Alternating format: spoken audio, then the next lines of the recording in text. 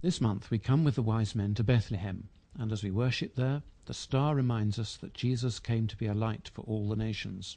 And so we renew our Epiphany calling to preach to the Gentiles the unsearchable riches of Christ.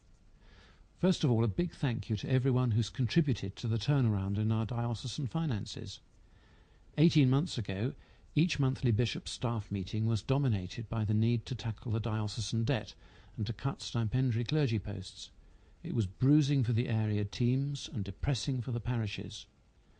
But for the last 3 or 4 months, we've sailed through the item on finance at our meetings, we've almost reached the end of the planned cuts, and we've increased the number of ordinands. Of course, the pensions time bomb is still in front of us. If it were not for that, we could be planning an increase in clergy. My prayer is still that we will be able to stabilise the numbers in 2007-8 and start a modest increase in 2008-9.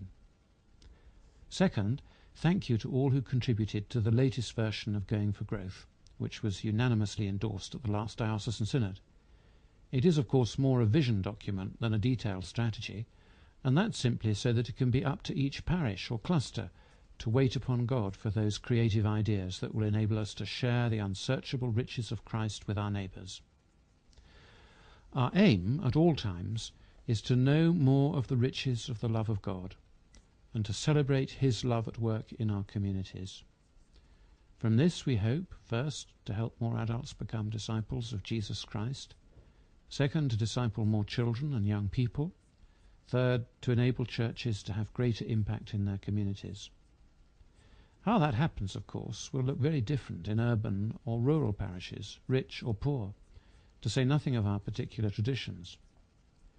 But as we spend time together with God, he will start to make plain to us what action we can take so that we can be good news people, and so that our mission action plans can be properly rooted. 3 special opportunities which are worth considering this coming year are, first, the 200th anniversary of the abolition of the slave trade. We can be proud of the decisive part that Christians played in the campaign to abolish slavery, and do something together to stop the new people trafficking round the globe. We can invite people to consider God's action in the rescue of his people from slavery in Egypt through the blood of the Lamb, and his action to rescue us all from the deeper slavery of sin and death through the cross. The Archbishops of Canterbury and York are inviting us all to go on a march to mark the occasion. Second, there's the 200th anniversary of the founding of the primitive Methodists at Marcop. We can celebrate with our ecumenical partners this special outpouring of God's love which particularly touched the workers of Stoke, and we can pray for God to revive us in our generation. Third, the Back to Church Sunday national campaign. I thought this a gimmick when I first heard of it, but experience all over the country seems to indicate that there are lots of people out there just wanting a proper invitation and a proper welcome to a service where the love of God is offered in a way that they can grasp, for them to start coming back to church regularly. Once again, I ask parishes to set aside time on Ash Wednesday to pray about your own renewal and that of the Church, so that we may all grow in grace together by the leading of the Spirit, that through the Church the manifold wisdom of God might now be made known.